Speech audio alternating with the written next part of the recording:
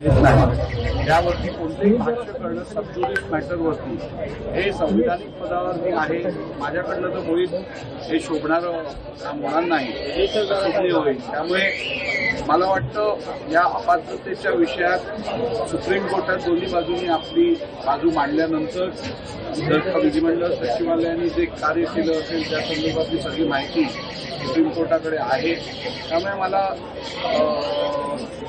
निश्चित खात्री आहे की येणाऱ्या काळात योग्यरित्या याच्यावरती निर्णय घाईच आज त्यांना आणि त्यांच्या पक्षाला या परिस्थितीत सांगले आहे घाईने.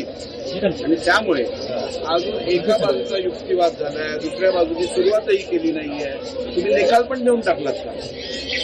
संजय राऊतांनी आपल्याकडून शहाणा माणूस तो असतो जो आपल्या चुकांमधून शिकतो. संजय राऊतांनी किमान आता तरी आपल्या अतिघाईच्या स्वभावामुळे स्वतःचं पक्षाचं आणि पक्ष नेतृत्वाचं काय नुकसान केलं याची जाणीव ठेवावी.